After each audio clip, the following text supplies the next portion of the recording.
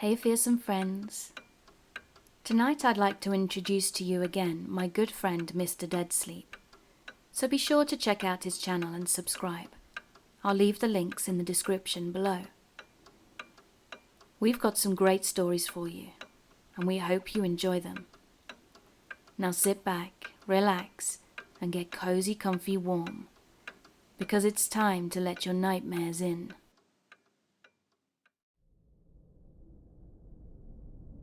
This situation is still going on, so I will be posting updates as they come. I'm a 26-year-old female with an athletic build and a little over 5'7". I'll get straight to the point here. I got rear-ended at a red light about 8 years ago, and the guy was only going maybe 5 miles per hour. He kept telling me to pull over, so I pulled off into a parking lot facing ongoing traffic, and he followed and pulled up directly behind my car, despite there being plenty of spaces available. I got out to assess the damage, and the guy walked over and asked me if I was okay. I told him I was, and he said he was sorry and that he'd accidentally hit me because he'd recently purchased his truck, and it's been having brake problems. I looked over and saw that his truck had custom plates, so I didn't believe him, but I dropped it. I then looked at the damage, and all it was 2 puncture holes from his license plate holder, so I told him whatever, and tried to walk back to the driver's side of my car. But as I did this, he asked me if we should exchange numbers or something. I told him that the damage was minimal, and that it wasn't necessary, but he insisted. So I took down his phone number and told him I'd call if anything changed. He said okay, and we went our separate ways. However, as I was getting ready to pull off, since he was parked directly behind me, I was going to ring my husband to let him know what had happened, when I looked up and the guy was at my driver's side window. I rolled it down, and he asked if I'd called him yet. I told him no, and he said, "Okay, well, can you call me now?" Being unable to pull off without hitting him or his car, I called his phone, and he said thank you, then walked away. Now fast forward to about 3 days after the incident, and I was making my daughter and I lunch when he called me. I answered, and he was just silent. Uncomfortable, I hung up the phone and shook it off. Then 2 days after that phone call, he texted me asking if I remembered him. I said yes, and asked what he wanted. His response? "Not much. I'm just thinking about you." "Okay," I replied. He then proceeded to ask me if I was okay from the accident. I told him that yes, I was fine, and my husband had looked at the damage and said it was no big deal. He apologized and said he was sorry he'd hit me, and that it happened because he'd fallen asleep at the wheel. Very sus. He then thanked me for giving him peace of mind, and I stopped responding. The next day I called my insurance company, and the lady told me I needed to file a claim so that it was documented. She commented on how the situation was very strange and assured me that filing a claim was a good idea, so I did exactly that. Then fast forward to this morning, and I was getting ready to do my daily run, when I got a notification on Facebook. I checked it, and it was a new friend request from the guy that rear-ended me. Needless to say, I was absolutely freaked out at this point, and pretty sure he'd hit me on purpose. I reached out to my insurance again today to see what their privacy policy is, and the woman told me that his behavior is absolutely not okay, after I'd explained to her what my situation was. She said that if he tries to contact me again, to please give him the phone number for my insurance and the claim number, and she also assured me that none of my information would be given out to him or his insurance without my consent. I've never been faced with a situation like this, so I'm freaked out and don't even want to contact him to tell him to no longer contact me, because I'm scared it will add fuel to the fire. I've now blocked him on all my social media accounts.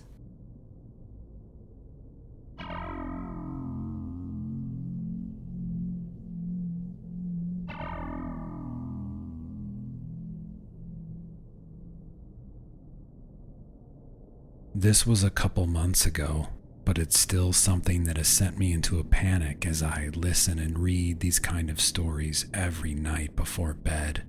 It may seem insignificant to others, but to me, it's the reason I want to get a firearm and have already purchased a stun gun, plus other various weapons to keep safe at night when alone. As a young female in the middle of the city, I try to be cautious and aware of my surroundings, but sometimes I will accidentally let my guard down, which is what I did this very night. I was hanging out with my best friend when we decided we wanted to get some shopping done at a local thrift store that was close to my house. The area itself is somewhat shady, but usually it's just full of harmless homeless people who won't do you or anyone any harm. It was getting dark by the time we'd parked and headed inside, and whilst looking and trying on clothes, which is something my best friend loves to do, I noticed her behavior was suddenly kind of off. I asked her a couple of times what was wrong as we went through the store, but I didn't really get a response. I tried to brush off her behavior and enjoy our time together, but she just seemed jumpy and creeped out.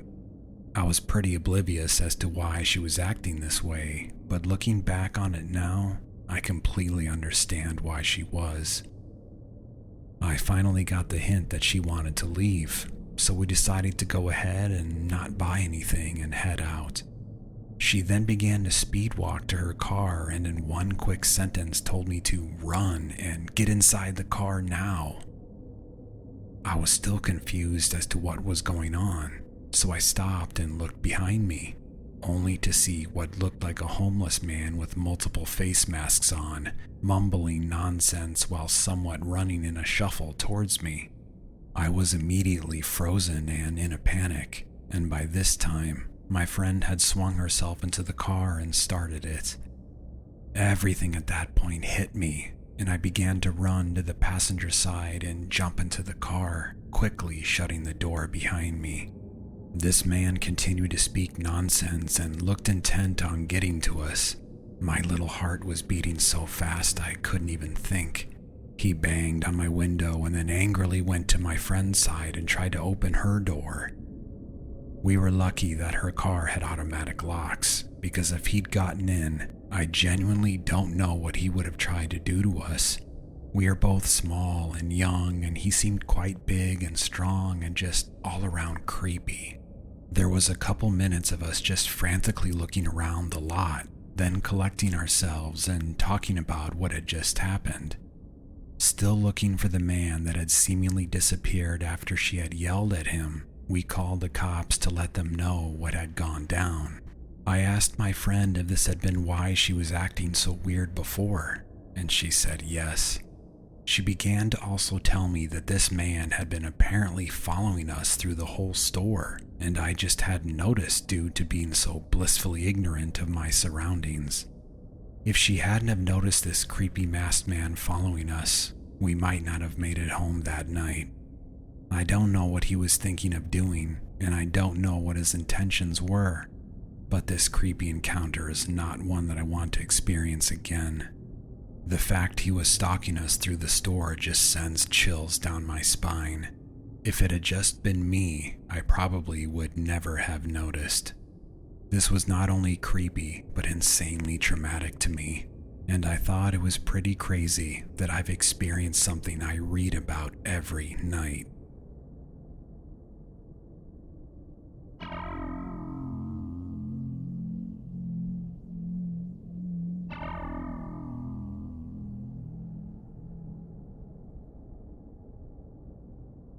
This is my story of how I met my crazy stalker, which I thought I'd finally gotten rid of again after a few years.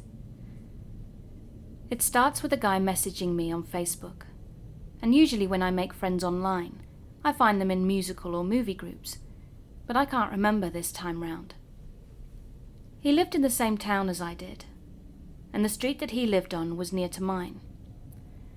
At first everything was normal, and we only talked about artists we liked and sometimes movies we would suggest to each other to watch. We knew very little about each other, just the basics, the schools we were going to, and if we had siblings or pets, etc. He knew which school I was going to, and knew someone from my school, asking if I knew who they were. They'd never met him, of course, but I knew who he was, as my school isn't very big, but I never knew him personally. After a little while, we were still chatting and talking about artists, when the next day he messaged me to say that he was at my school, but he didn't see me, and wanted to know why I wasn't there. It felt a little creepy to me that he'd come to my school, but then I remembered that he had a friend there, so I just simply replied that I was sick, and I didn't hear from him again that day. The next morning, however, he texted to say that he was on the street where I live, and he'd gotten lost. He was asking which way he should go, also sending a picture of where he was, so it would be easier for me to help him. Now I was confused. Why the hell is he wandering around on my street? I asked him this, and he replied that his relatives lived there and he was visiting them. Huh? I found it a little bit creepy again and didn't continue talking to him anymore, even though we had a few things in common. A few days later, he sent me the link to my favorite artist's song, which I have never mentioned to him, saying that he loved it so much and wanted to know how I felt about it. I gave a short reply and said that I knew the song. He replied, full of excitement, "So you like him?" And when I agreed, he sent me a bunch of songs of the same artist, all of which were on my playlist. I didn't reply and marked it as unread, then muted him. A few days passed and he started following me on Instagram. He DM'd me on there, asking me why I wasn't replying to his messages. I didn't want to make him mad, so I said there might have been some glitch on the app, as I hadn't received any of them. He thankfully believed me, and we continued the basic talk. However, very soon, I noticed something very familiar on his Instagram. He had one of my photos as his profile picture. It was one that he'd zoomed in on, so I politely asked him to remove it, and he did. Now, besides living in my main house, I have a cottage near town that I'd never mentioned to him. Why would I? Even though I was barely replying to his messages, I was seeing his Instagram stories that he'd set up with fake accounts. His profile was public, but I couldn't use my account to see his stories, because then he would think I was active. But one day I saw that he had a story that was taken in the village where I had my cottage. He'd mentioned my main account in the story, so I quickly replied to it, asking him what he was doing there. Ha ha ha. I was trying not to sound rude or mad, just in case. And his excuse was the same as the last one. He had friends there and was visiting them. This was BS, and some of you might think I was overreacting. But come on, he was definitely stalking me. I was getting tired of it, and kicked him from my Instagram and ignored his chat on Facebook. The ignoring option on Messenger doesn't give you a notification when the ignored person is texting you, but you're still able to see the chat if you want to. A few weeks passed when I was finally able to tell this story to my best friend, and needed to show her the conversation. So I looked him up in my Messenger search, and he'd been texting me all the time, every damn day. A lot of them read things like, "Why aren't you getting my messages? Where are you? Look, what a great song I found. Please reply." The latest message he sent just read, "Bye," and then there was nothing after that. Many things happened in my life. I graduated from school, got into university, and started living a new life. When 2 weeks ago, I was about to leave campus, and I got a call from my friend saying she was waiting for me on the bus and I needed to hurry up. So I quickly ran out of the auditorium and went outside.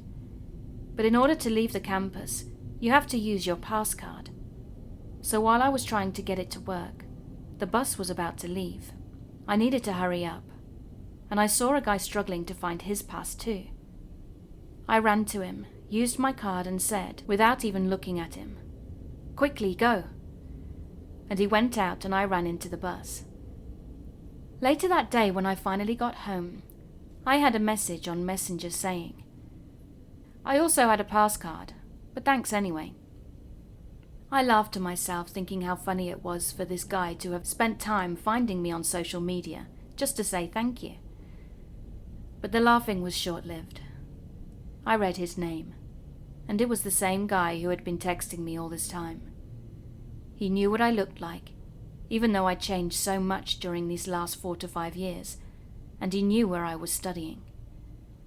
He still remembered my name and surname after all these years, and everything about it was creepy. I blocked him everywhere and never walk out of campus alone. I still don't feel fully safe.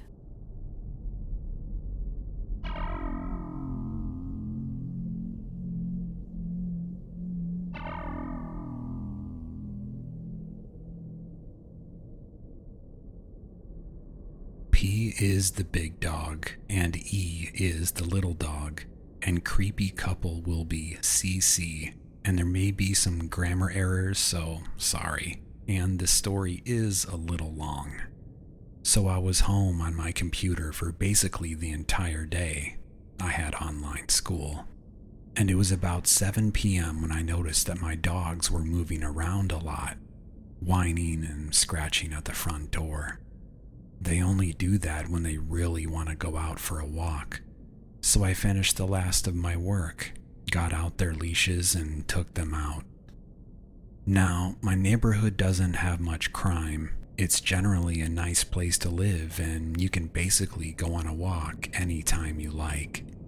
But you must be careful, as the only problems here are kidnappings. A number of people in my county have gone missing, mainly before the pandemic. There were at least up to 12 people in 6 months, so all you have to really do is watch your back or have a buddy with you. So I was walking down my usual route, letting the dog sniff around and roll in the grass. P, the big dog, had not been on many walks before, as she tends to get skin problems very easily, and the fleas and ticks outside at that time of the year didn't help.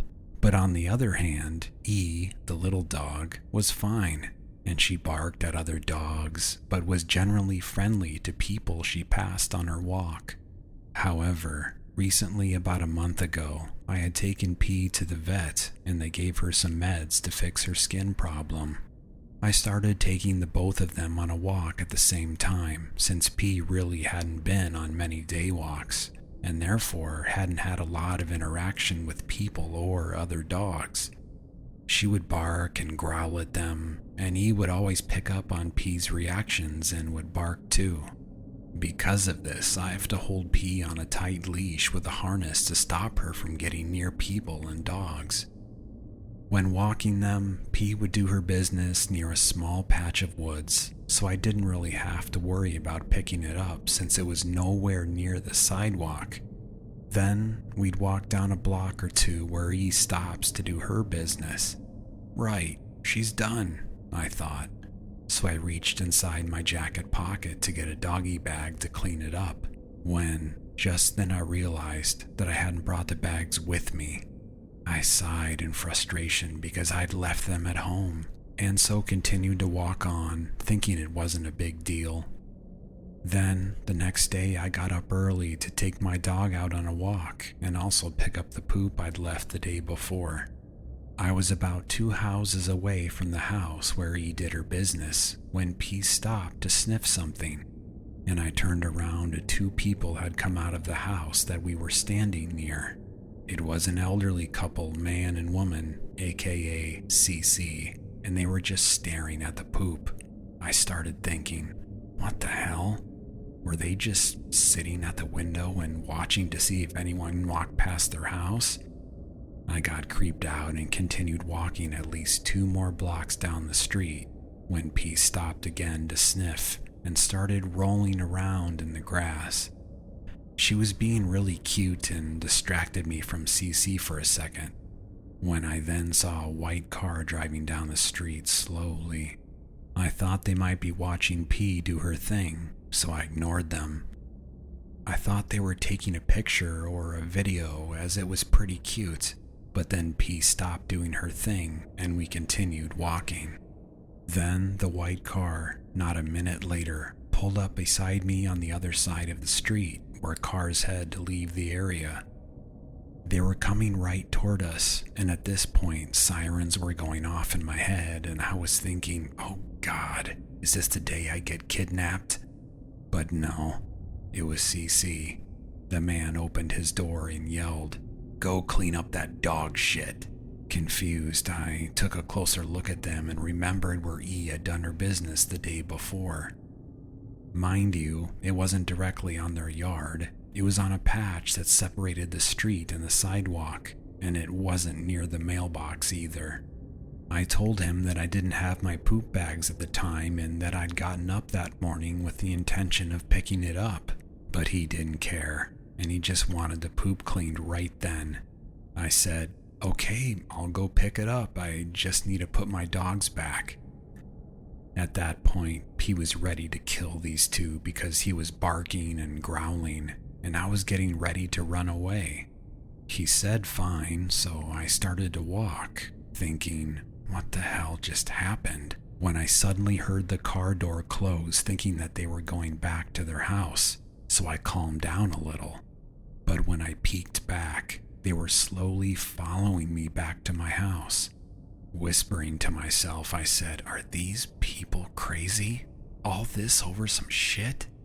At this point, I was getting terrified, and while these weirdos were slowly following me, still on the opposite side of the road to my house, I started thinking about running past my house and hiding. But E can't run very far because she's too old, and P was too busy trying to get out of her harness. CC would have kept following me too, as there weren't many places to hide. Only I could run, and I'm not even that good at it. So I kept my composure and calmly walked to my house, while CC slowly drove around parked cars, still following. I began walking slowly, trying to come up with a plan. I thought, if they ask me if I live here, I'll just say I'm the dog sitter. Eventually, I ended up near my house and I hesitated, but put the dogs inside and hurried up to go get the dog bags because I didn't want these people coming near or inside my house and knowing that I lived there. My family were mainly my mother and older brothers, and they were in the house at the time.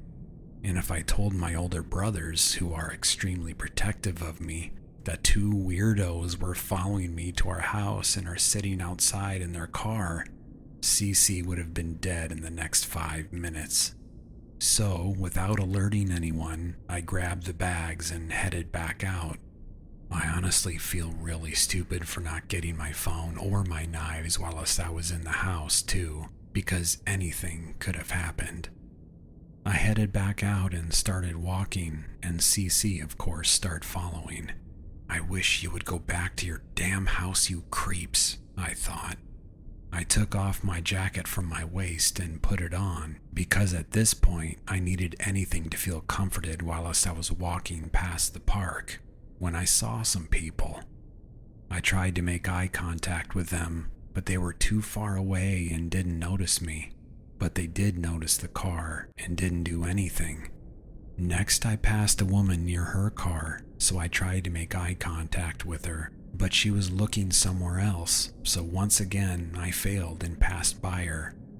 Now it takes me 40 minutes to walk my dogs on their route, and it's really just a big square 10 minutes for each side, so basically, the people have been following from where they'd approached me to their house, and have been basically stalking me for 20 minutes.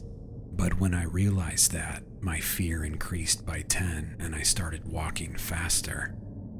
When I got near Cece's house, they started driving ahead of me, not losing sight of me. Then they pulled up in their driveway. They got out of the car and asked where the poop was. He pointed towards it and I instantly got mad. The poop was all of 3 pebbles. I picked it up and he came over, now trying to be Mr. Nice Guy, and said how he was going to mow the lawn the next day and didn't want to step in it. Then, without a word, I just left, thinking, you followed me for 20 minutes, basically stalking me over 3 pebble-sized poops. What the hell is wrong with the people in this neighborhood? Why are they so obsessed with how their yards look? Eventually, I got home before it got dark, and I told my mom about what had happened.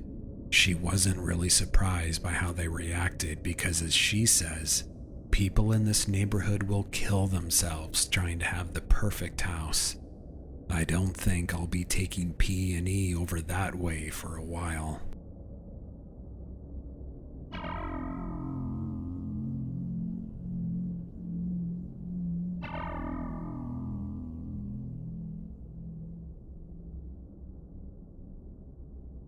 This happened to me around Christmas of 2015. I detailed what happened on my private social media accounts, and several women have messaged me and told me they'd gone through nearly identical situations at the same bookstore. So I was perusing a bookstore in my city around Christmas time, and was often alert, looking out for men following me. However, this time in particular, I was curious to see that just around every corner, whether I was browsing in non-fiction or fiction, a pair of older women were behind me or brushing by me to get to a shelf that I had just been looking at. The first woman was probably in her 70s, with a very exaggerated limp and making grunting noises with every movement. And the second woman was possibly in her 60s and talking extremely loudly to her partner, saying things like, "Ooh, check out this book. Look at the cover, it's so beautiful." It became clear to me right away that they were turning up in every aisle that I was in, not even seconds after I'd picked up a book. What ended up giving me the creeps, though, was when I made it to the last aisle of comics that I had no interest in looking at. I was just testing to see if I was followed. And sure enough, these women trailed behind me and started grabbing books. "Oh wow, look at how cool these little books are," they said. I made eye contact with one of them and decided to bolt, when one of them, the younger of the two, was smiling widely at me almost as if she recognized me.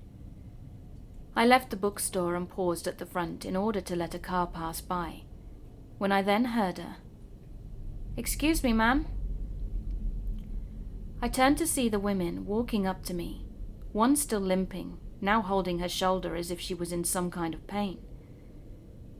The younger woman immediately began saying in a very rushed, impatient voice, "Can you please help us? We've forgotten where we parked. I think it's somewhere towards the back. Could you please give us a ride around here until we can see the car? Please. We're just a couple of old fat ladies. We can't walk like we used to." That last part threw me off. Who even says something like that unless it's some kind of weird guilt trip? Every alarm bell was going off in my head, and I just knew the limp was fake and their whole energy was shady. I panicked and felt primal for the first time in my life, yelling, "Fuck you," and running back into the store. I told a cashier who was a bigger, muscular guy who went out to check the situation and possibly see if the women did really need help. But he saw them wave down a car that was being driven by a younger-looking guy, as if they were waiting on him the whole time. Then they got in the car and left. Like I said earlier, there have been several more reports over the years of these women doing this at the same store. Always a pair of weird older women claiming they need help to get to their car, and once they're refused or ignored, they get picked up anyway. Now the bookstore has heightened security, but it gives me the creeps even to this day. I haven't heard anything about them in a while, so I wonder what's happened, or if they moved to a different spot.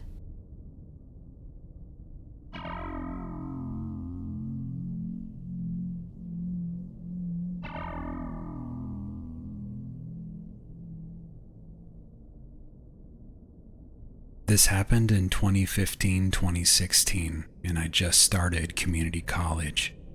For some backstory, this was my first year at the college, and I would literally have classes all day from 8 a.m. until 3 p.m. about 3 times a week. Monday, Wednesday, and Friday. I didn't drive at that time, but my parents would drop me off and pick me up, And sometimes I would have to wait though, because they would pick up my younger siblings from school first. There was a boy in my class, let's call him A, and A was socially awkward and really quiet. A couple of times we were paired up for group work with other students, and I was always nice to him because I'm not the type to be mean off the bat. Sometime later, he asked me about what other classes I had, which I didn't mind sharing because a lot of the first-time college kids did that. But after I told him my classes, I asked him about his, and he didn't answer. I thought he just hadn't heard me. Fast forward to the middle of the semester, and I started seeing A everywhere, even after classes that I didn't have with him, in the cafeteria and in the library. At first, I didn't think anything of it, but I definitely noticed it. He would dead stare at me, and it would really creep me out. But eventually, I graduated from that college and went to a different one. I wish the story ended here. About 4 years later, there's a girl I know through mutual friends. We follow each other on social media. Let's call her Ellie. And she mentioned that she was getting followed and stalked by some guy. He'd come to her work asking for her, then went to her house to leave some women's lingerie, used, and some plants. Then, when she wasn't home and he'd turn up, he'd ask her family where she was. She also said that she had no idea who this guy was because she'd never seen the guy's face, so she couldn't report him if she didn't know what he even looked like. Somehow she found his identity through hiring a private investigator. She showed me the picture of him, and it was A. My mouth dropped. I was so shocked. We all went to the same college, and she was nice to him because she felt bad for him. I guess he took her nice gestures as a sign to stalk her. She also told me that she'd had the same experience as me. She would see him everywhere like how I had, and he would stare and creep her out. After talking to her, some other girls at the college experienced the same thing as us two as well, but Ellie got it the worst. It turns out that he'd followed her home from school and her job, and that's how he knew her schedule. I know this story isn't as creepy as the other stories on here, but the fact that A could have stalked me, it makes me think that maybe he'd tried to, but realized my schedule was all over the place due to the fact I didn't drive, and my parents picked me up different times, depending on my younger sibling's schedule. I was possibly in danger and didn't even know it.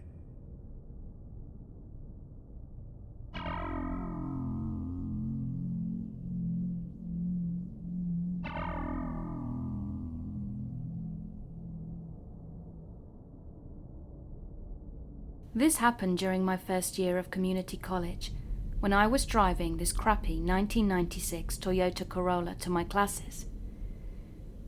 This car was barely holding it together, and I had to replace some part that had broken at least once a month, and at 60 miles per hour the whole car would just start to vibrate. But I lived about 10 minutes away from campus and my job, so it got me to where I needed to go. One day I got back from one of my classes, and I noticed someone had broken into my car and misplaced all my possessions. My registration card, homework, tire gauge, and various other objects had been thrown under my seat or stuffed in weird places. My rearview mirror had even been turned completely vertically, but nothing had been stolen, which I thought was really weird. I was glad though, because I thought whoever had done this was just doing it for a laugh and was trying to mess with me. But I started parking on the opposite side of campus regardless. The thing is though, it happened again. Everything inside my car was just thrown about, but nothing was stolen. The final time this happened, I was returning to my car from class, and there were streamers and confetti all across my windshield, and there was a piece of purple construction paper placed inside my windshield wipers that said, all in caps, "We are always watching you," with a winky face included. This was now starting to really freak me out. At first I thought it might be one of my friends playing a prank on me, so I asked all of them over the next few days, but none of them knew what I was talking about. I know how my friends are too, and I know if I had asked them about this, and they were indeed the culprit, they would have broken out into laughter and said, "Dude, we totally got you." But no, they hadn't a clue what I was talking about. I told them that if it really was one of them, they needed to let me know. Otherwise, I'm going to have to get campus security involved.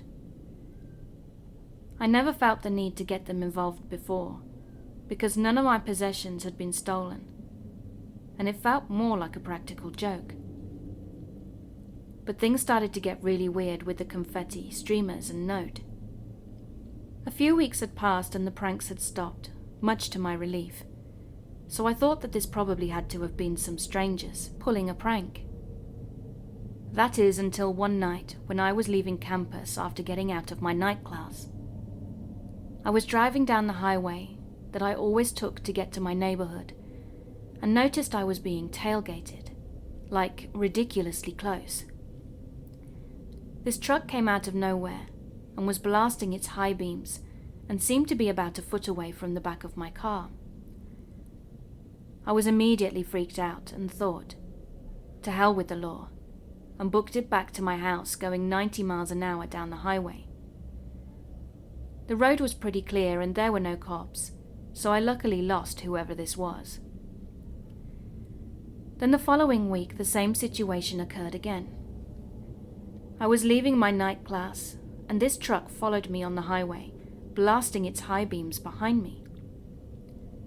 I was so sick of the pranks, the stalking, and all of this nonsense, and I'd finally had it with whoever was doing all of this.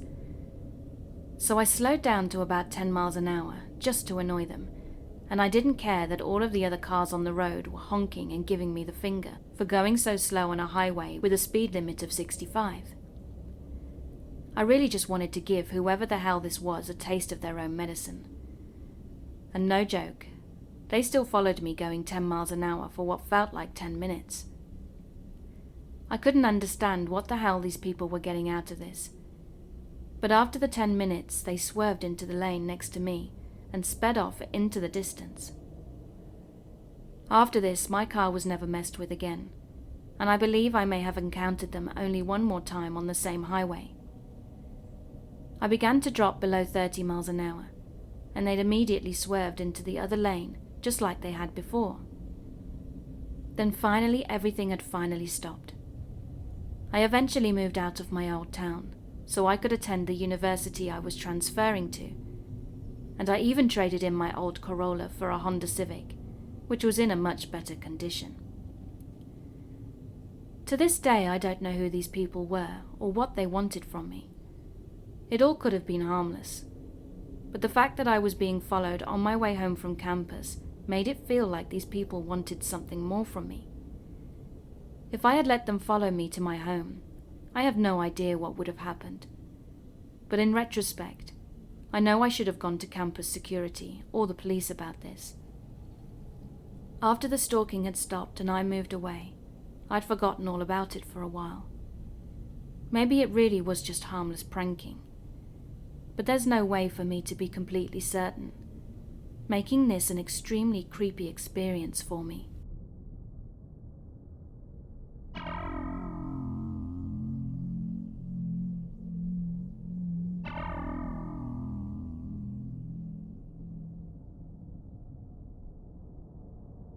So this story was written by the owner of the account's father.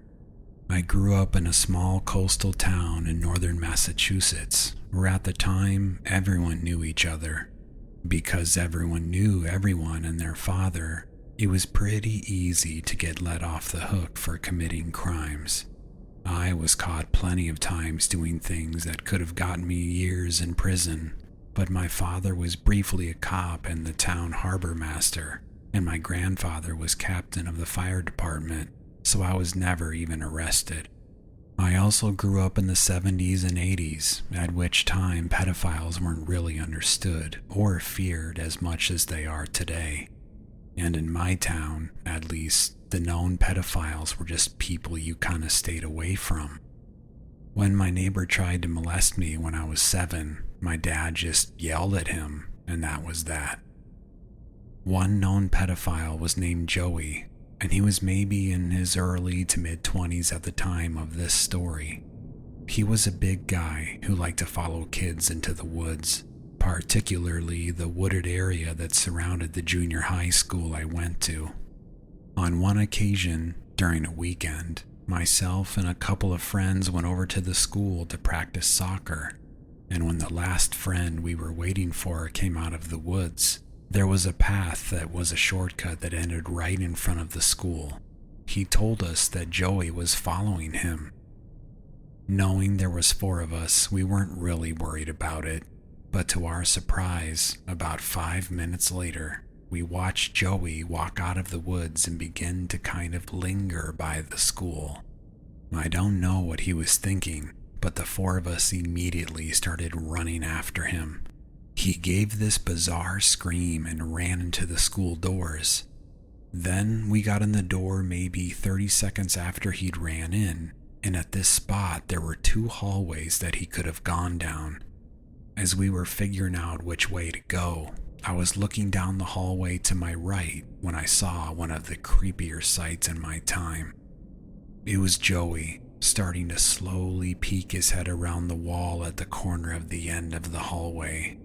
"There he is!" I screamed, and we started chasing him again. This time, his freaky scream echoed throughout the hall and is still probably the creepiest sound I've heard. We turned the corner, which becomes the cafeteria, which was really dark so we couldn't see where Joey had gone. Eventually, my eyes started adjusting to the dark, and I noticed a large object squeezed into the corner of the kitchen. After looking at it for a few moments, I could see that it was Joey. I pointed him out again to the group, and we went into the kitchen where he crawled into a ball and cowered. Not really knowing what to do, one of us opened up the mini freezer and we started throwing ice cream sandwiches at him. He gave that weird scream again, and eventually we ran out of ice cream sandwiches and spontaneously decided just to get the hell out of there. I don't think I saw Joey after that, except at town festivals with his grandmother maybe once or twice. I believe he left town just a couple of years after that night. I recently looked him up on the sex offender registry and he was indeed there. So whatever we did, we didn't stop him for good. But I'm pretty sure it kept him away from our school because none of my friends, that were my age at least, reported any more followings from him in the woods. I'm just glad that wherever he is now, he definitely isn't allowed near any schools.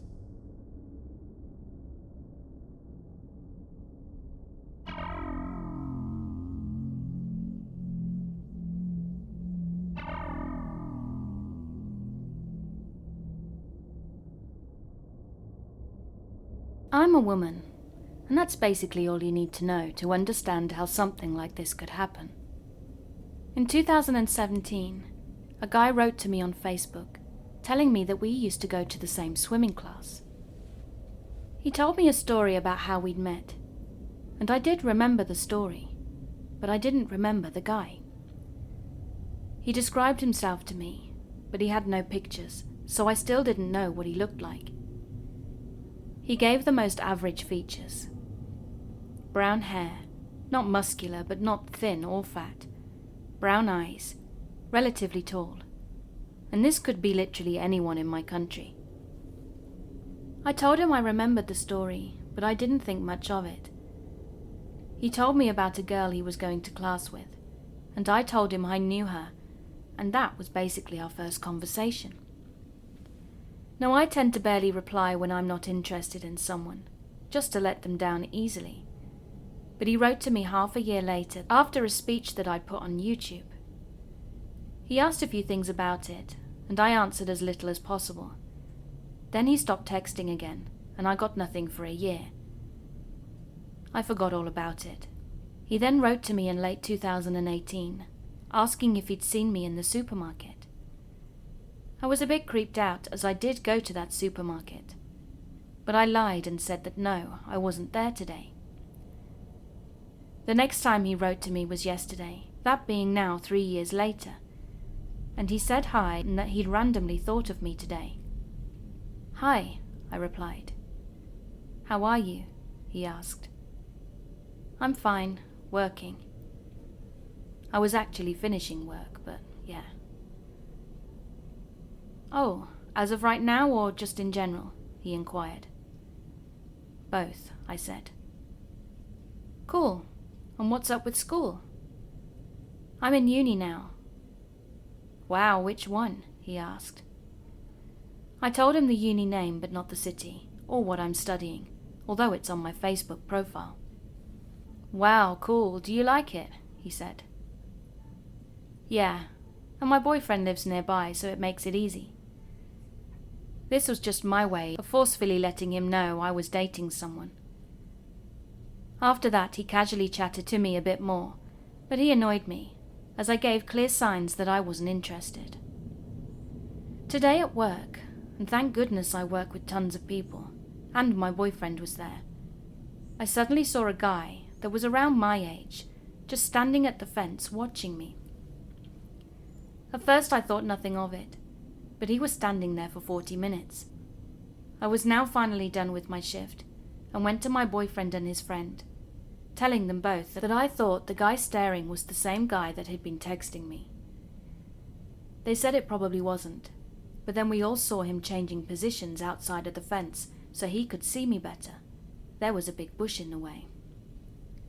He got in his car after an hour of staring, leaving one door open and sitting there for another half an hour. My boyfriend said he would park right next to the gate when I was done, so he couldn't approach me. But luckily he left before we came out. I'm terrified to think he would be following me, even though I don't even remember him too well.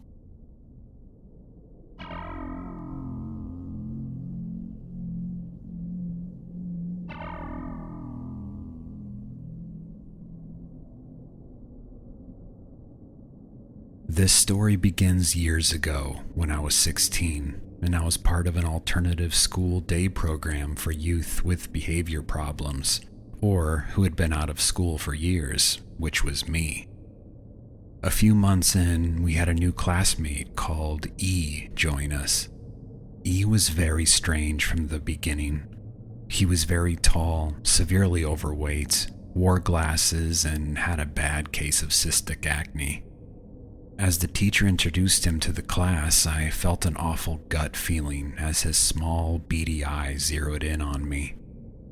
He immediately sat across from me while I was on the computer and stared at me with a creepy smile. He began grunting heavily whilst rubbing his legs for well over half an hour, so I determinedly tried to avoid contact and was convinced that E must suffer from a serious mental disorder. I was right, as later I found out that E was diagnosed with paranoid schizophrenia. Over the next few weeks, all my classmates either avoided or ignored him, calling him weird and creepy, and I privately agreed, but felt a bit bad for him, considering that he was probably unaware how creepy he really was.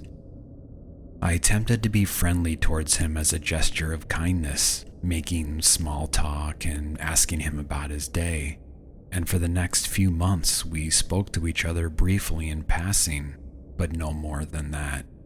By the start of the next school year, many of our old classmates had left, and we had new kids in our program, and I became the only female in our class. E invited me to sit with him one day during lunch, and feeling awkward and unable to say no, I agreed. This turned out to be a huge mistake. E eagerly asked me to be friends with him, and I said yes, out of sympathy. We then exchanged numbers. We actually discovered that we had a few similar interests in music and movies, as E wanted to become a filmmaker and was obsessed with cinema. However, the next year turned into a nightmare. I began receiving constant texts from E every few hours. Then it progressed to every half hour. If I didn't respond within the next minute, I would be barraged with angry texts asking me why I was ignoring him. He would become angrier each time I would talk about other friends or speak to someone else in our class, and he verbally attacked every single one of our classmates to me in detail, insulting their appearance, intelligence, and race. I grew more and more disgusted with him and attempted to disengage myself from him, but the more I pulled away, the tighter he would hold on. I was also very beta and a huge doormat at the time. Dealing with low self-esteem, I had no idea how to stand up for myself. Then one day he dropped a bombshell on me and one of our other classmates, who he was on good terms with, and told us that he had been expelled from his high school because he had threatened someone. We asked for more details and he told us he had been in love with his 8th grade teacher for years, and he found her on Facebook and realized that she was engaged. He began messaging her, professing his love for her, and she repeatedly asked him not to message her and ended up blocking him. He created a new account posing as her fiance and added all of her friends and attempted to add her, but he was quickly discovered and was again warned to stay away from her. While in 10th grade sitting in class, he messaged her again and threatened to kill her and her fiance and bomb his school if she didn't respond. He said that within minutes, about 8 to 10 police cars had showed up outside the school and hauled him out, and he ended up institutionalized. Needless to say, when he told me all of this, I was horrified. To make matters worse, he also said that he was forced to attend hypnotherapy to cure his bad thoughts. And when I asked him to elaborate, and he told me that he oftentimes fantasized sexually about kids and wanted to hurt them, I was shocked, to say the least. I realized that this guy was violent and potentially dangerous, and I needed to stay away from him. I attempted again to disengage myself from him, and even ended up leaving the program several months later, partly to avoid him. It was incredibly stressful having to see him nearly every single day in class, where he would obsessively follow me around, attempting conversations with me. What was worse, I began to have an inkling that he was developing a crush on me based on his obsessive behavior. I felt afraid, hopeless, disgusted, and wanted to get as far away from him as possible. When I finally left, I felt relieved, as though a huge dead weight was lifted off my chest and I could finally breathe again. He had begun to feel like a noose, slowly tightening around my neck, preventing me from living my life. When I left, he was devastated and angry, asking why I was leaving him. I began ignoring his messages, which increased every 10 to 15 minutes, sometimes in the middle of the night. He threatened suicide if I wouldn't speak to him, and I felt afraid and as though I had no one to tell or turn to. I felt obligated to speak to him. He became progressively creepier, asking me if I could give him a pair of my old high heels, and when I refused, he became angry. He began demanding the names of all my other friends and whether or not I had a boyfriend. I repeatedly lied to get him to stay away and claimed I was in a relationship, even though I wasn't. He would tell me how much he hated our classmates and wanted to bomb and shoot up our school. I didn't take him seriously, I know, stupid of me, and believed at the time that he was saying these things for shock value, and also because he had a very dark sense of humor. I eventually lost my temper sometime around Christmas and told him in no uncertain terms that he was not allowed to message me again. He blew up at me, insulting me, sending me all kinds of videos, including rape and murder scenes from his favorite movies. He then began telling me that he was in love with me and that his feelings for his old teacher had transferred onto me. He said that he knew where I live. Feeling dread, I played along and laughingly told him that he was lying and to tell me my address. He proceeded to write my full address, postal code included, into the text. He then said maybe I'll come pay you a little visit. He gave me the full name and Facebook link of my younger brother, who was a minor at the time, which E knew, and said, "I bet your little brother is hot." I was equally furious and terrified that he would threaten me and my family or think about showing up to where I lived. I began dreading him showing up at my doorstep. I barely slept for the next month, repeatedly having nightmares about him attacking one of us. I called my phone provider and asked him to block his number, since I couldn't do it manually. The call rep misunderstood me, and instead of blocking his number, he forwarded all my calls to E's number. I was unaware for the next month or two. He quickly was able to get my sister's phone number, my cousin's numbers, and anyone else who knew me. He began obsessively calling my sister, asking for information about me. I called back the phone provider and they rectified the mistake, but the damage had already been done. I woke up one morning and furious that I had to live in fear from this rat. I sent E a long message warning him that if he contacted me again, I would call the police on him and he would end up being institutionalized once more. He stopped contacting me after that, and I felt free, finally. 3 years later, I made a post on Reddit saying that I felt depressed, and someone in the comments messaged me offering me advice, saying that they cared about me and could help me. He asked if he could message me sometime. I said yes, message me anytime. The next night, I got a phone call from an unrecognized number. I picked up, and a man was hyperventilating and crying into the phone, saying, "I'm sorry," repeatedly, saying he called the wrong number, my mistake, and asking if I hate him. I was freaked out and asked him if he needed an ambulance. He said, No, I just need you to talk to me." It sounds stupid now, but I didn't think that this person was E. I thought for sure it was a wrong number. I just stayed on the line while he calmed down, trying to get him to relax, repeatedly telling him, "It's okay." He thanked me and eventually got off the phone. The next day, I got a text from the number thanking me for yesterday, and he felt ashamed. I told him it was no problem and nothing to be embarrassed about. He asked me if he could text me sometime, and I told him yes. He then said, "My name is E, by the way. What's yours?" I felt myself falling back into the old nightmare, but tried to convince myself that I was a coincidence. I asked him for his last name, and he confirmed that it was the same last name. I then messaged him the same thing I told him before, not to contact me and to stay away from me or I would get the police involved. He didn't message me again after that. That same day, someone had deleted the Reddit account that had messaged me. I did get a few creepy texts over the next year from random numbers, obviously fake. Things like, "Hey, are you the guy who threw the pool party at your house? Where do you live? What's your name? I just want to know if you're the same person." Sometimes I would get phone calls with someone breathing heavily into the phone. I did eventually get a new number, which put a stop to all of this, thankfully. The next time I would see E was several years later. I was at a library far from where I live at night, checking out a book near closing time.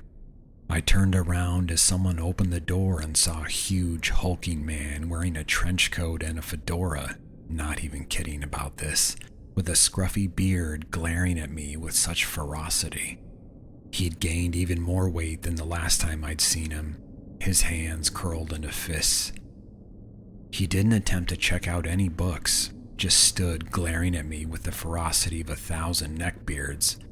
An awful stench emanated from him, and he stood, eyes narrowed, turning to watch me as I left. I gave him no indication that I'd recognized him, but I felt growing dread in my chest. I felt this awful feeling that he was planning something horrible, like he wanted to hurt me. When I'd left, he also left and creepily followed for several blocks, walking quickly and continuing to glare at me. I managed to get away from him, thankfully, and turned into a crowded street. Out of curiosity, a year ago, I looked E up and found him on social media. He now has a pseudonym, which he refers to as his alter ego. He has a profile on a site that you can upload videos onto. He calls them his short films. In every single one of them, he's carrying a knife around, wearing a mask, and is chasing his cat around pretending to stab it. In another, he has fake blood splattered around and is wielding a knife while grinning creepily at the camera. Over the past 2 years, I've sporadically seen E at places very close to where I live, at the library or near the market. Each time he stops and stares at me when I walk by. It's very unnerving. I've had people message me on a game I used to play a lot, sending me insults, the same things E had written. Today I went on my LinkedIn profile. I use a fake name so people like E can't find me, which has a feature called People Also Viewed. It shows the people who viewed your profile have also viewed these other profiles. All of them were filmmakers in our city. One of them was for a private investigator who was also based in my city. I refuse to believe that this is a coincidence. I think he found me on LinkedIn, viewed my profile in private mode, and also viewed the profiles of these other people. I'm wondering if he has already or is planning on hiring a private investigator to gather more info about me.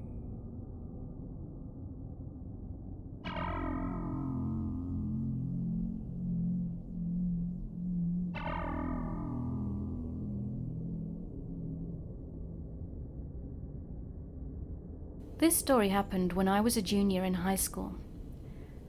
I, a female, and was a friendly, curious person. 1 month into fall semester, we got a new transfer student. He was seated behind me, and his name was Joe. He looked nervous, so I, of course, introduced myself to him, trying to ease the tension. I showed him what we'd learned so far and helped him look over his class schedule. We had 2 classes and lunch period together, so naturally we got to know each other and became friends. He was a quiet kid, but talked a lot around me, so I just assumed he was comfortable around me, but I made it clear that we were just friends. He agreed and we started hanging out with my friends. Now fast forward to spring break, when I told Joe that I was going out of town with my family. He seemed disappointed that we couldn't spend the break together, but he understood. Later on, I ran into Joe in a restaurant. I hadn't told him where I was going, so I thought, wow, what a coincidence. He said he was visiting family in this same town. Now in senior year, Joe and I hung out at least once a week. Then it went to twice, then 3 times. I noticed after a while that we were spending too much time together, and I wanted to make time for my other friends too. That's when things started to change. I started running into Joe all the time, or should I say I'd see him in the corner of my eye when I'd spend time with someone else or by myself. He became obsessive and clingy. The first 2 to 3 times I didn't think much of it, but it all became clear when I questioned him, and he'd accidentally said he'd followed me because he wanted to make sure I was safe. I felt betrayed and creeped out. He apologized and asked for forgiveness, and I told him I didn't want to be friends anymore. He got angry and then left. He didn't come to school for the next 2 to 3 days, and my friends told me he'd harassed them for snitching on him. He came back to school and we pretended like we didn't know each other. However, on my walk home, I heard Joe calling my name in a low and unfamiliar tone, but he was nowhere to be seen. I didn't know why, but my gut told me to run as fast as I could, and I kept running until I got home. I made sure every door and window was locked, and I'm convinced I was being paranoid at this point. Then my phone screen lit up, and Joe was repeatedly calling me. I then heard him calling my name, and he was in front of my house now, banging on the door. I called my dad and told him what was going on, and I pleaded for Joe to stop banging on the door. Then everything went completely silent after 5 minutes, which felt like an eternity, and the last word I heard from him was, "You'll always be my best friend." This whole situation was brought to the school, and Joe never showed up there again. Now 4 years have passed, and just a few days ago, I got a friend request on 2 of my social media accounts. It was Joe. I blocked him and changed all my social media names to something else. I don't live in the same town, nor in the same country. I'm now on the other side of the world. But I can't help but still feel like a scared 18-year-old again. I'm not the friendly person I once was, and I've become cautious around other people.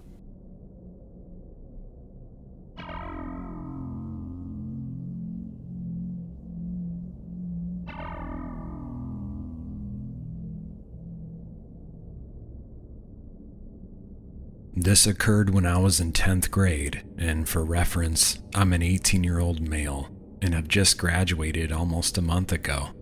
In my sophomore year, one of my required courses was gym class, of course, but I'm not the most athletic guy or a gym class lover by any means, so I decided to take a more lax phys ed that year.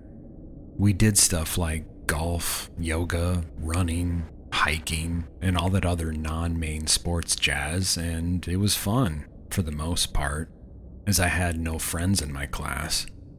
It was just a bunch of girls plus me and 2 other guys, one in my grade and the other a year ahead. Now, while us 3 guys had our actual class with the girls, we of course changed in the boys' locker room. This, ladies and gents, is where the story begins. So, the thing is, I've always hated locker rooms. I mean, who doesn't? Who wants to strip down to their underwear in front of your friends, coaches, or even worse, strangers? I know I sure don't. I like privacy, and the state of the locker room made it all the worse. Blue-green lockers with paint peeling off, partially eaten breakfast shoved in empty lockers, as well as lying on the floor and benches, and even cartons of chocolate milk dripping down through one locker into another. Someone left a chocolate milk jug in one above mine before it leaked into my locker and my best friend's. My shirt was stained and reeked of spoiled milk, but his gym pants and shirt got soaked and had to be thrown out. Fucking gross, man. And don't even get me started on the idiots who were being loud, obnoxious, and downright inappropriate. This is the whole reason most of my friends are female. Guys my age are complete assholes and immature. I don't need that in my life. But then again, not every guy is completely immature and rude. No, you see, then you have your weirdos. The social rejects, the outcasts who don't fit in with the rest of the gang. Funny how I seem to attract obsessive people like that. The weirdo in question was about as strange as they come. Let's call him Elliot. Elliot was very tall, probably a little over 6 foot, if I had to guess. He was extremely scrawny as well, with a huge bird-like nose and large brown pupils. His face was constantly flushed red and had a face which was both childlike and defined. A stiff jaw yet puffed cheeks, and I remember he had a signature mole on one cheek as well. Elliot, much like the other idiots in the locker room, made things a living hell in there, except his method was a lot worse than soaking my gym shirt in spoiled milk. One day, Elliot cornered me near the exit to the locker room as we awaited the bell. He had taken notice of my Star Wars shirt and decided to question me about it. You see, I'm a huge Star Wars fan. I have been since age 4. I thought, hey, that's great. Here's someone I can talk to about it. But no. Of course it couldn't be that simple. He started asking me about the Clone Wars, and then asked if I remembered the one mad scientist who unleashed the blue shadow virus on Naboo. I did. He then proceeded to give me his terrible voice impression of the scientist. I was extremely weirded out, but just did a fake chuckle and tried to ignore him. That was odd, but then he did it again the next day, and the next, and the time after that. He just wouldn't stop. He'd keep trying to impress me with his impression, but then decided to switch it up. I think he was doing something from Hogan's Heroes then, but I can't be sure. But he kept doing these stupid impersonations to the point that it just about pissed me off.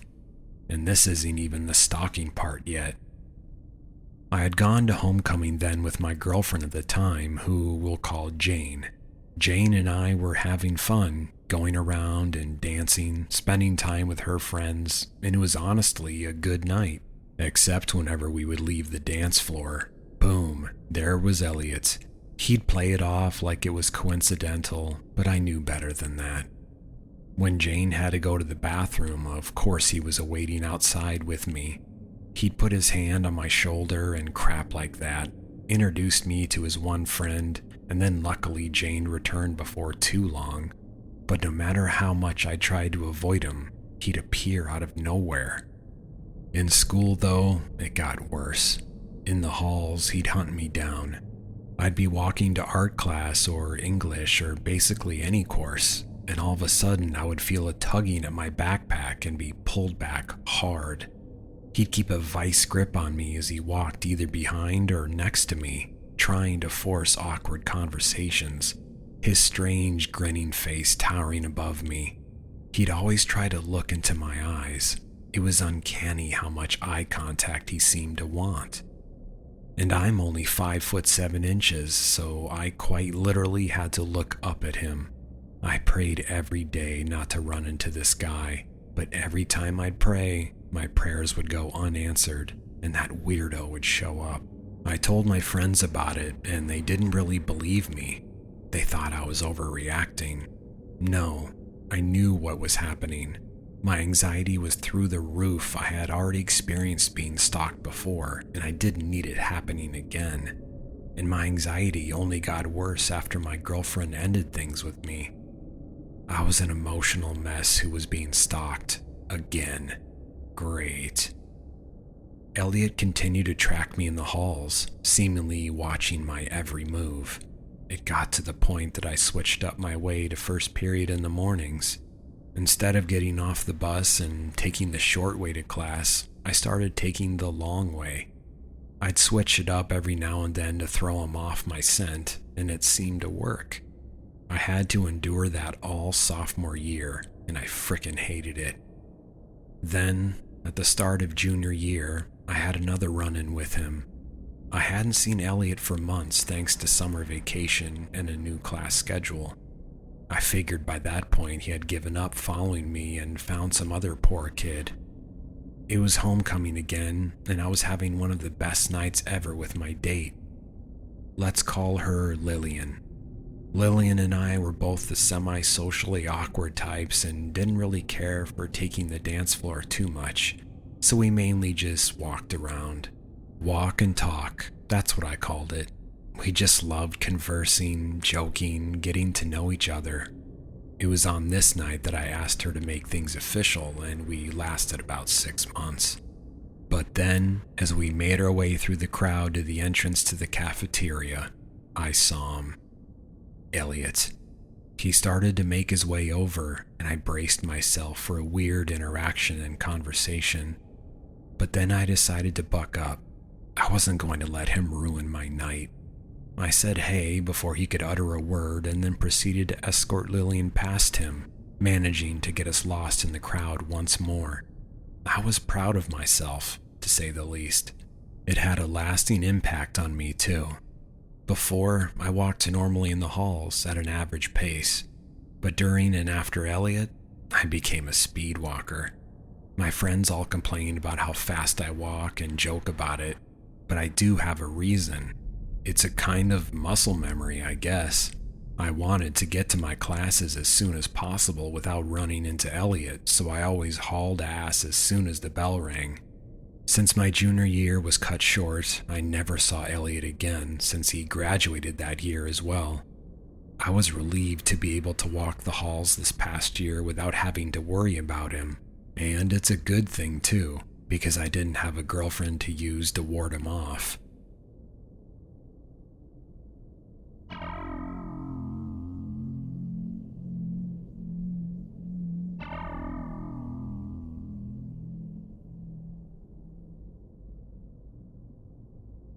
So a few years back, while I was still living at my parents' house, I started walking to exercise and would bring my chihuahua and a baseball bat to ward off stray dogs that would try to attack her. One day I was beckoned over by a new neighbor that had just moved in around 2 weeks earlier, and he asked me why I had a baseball bat. I explained, but realized as an afterthought that it was used to lure and bait me into a conversation. He proceeds to tell me that he had been watching me take walks lately and saw that I'd taken some pictures on my phone of another neighbor's front yard flowers. I'd posted it as a nature appreciation walk post on IG. I thought it was odd that he'd said he'd been observing me, since that picture was at a neighbor's house that was around the corner block from where he lived, so he would have had to walk entirely out of his way to see me and had been following me. He then said I was very beautiful and asked if it would be okay to take pictures of me inside his house because he'd left his camera inside. What the hell? Who even asked that? It was so out of nowhere.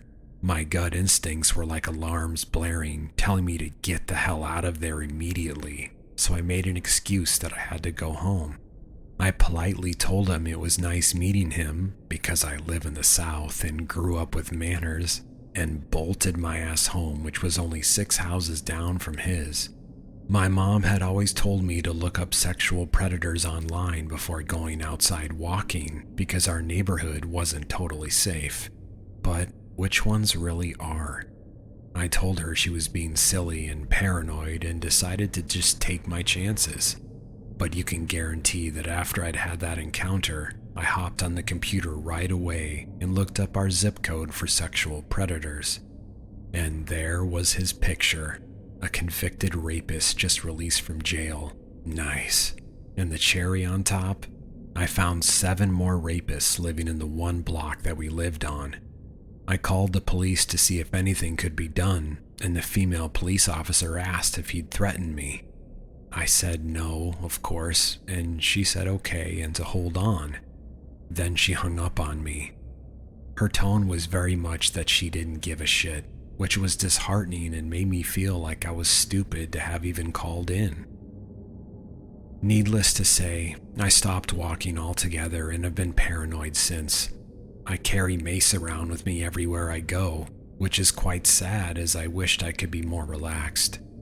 I'm married now, and my husband goes with me everywhere, and I don't leave the apartment on my own most of the time unless it's absolutely necessary.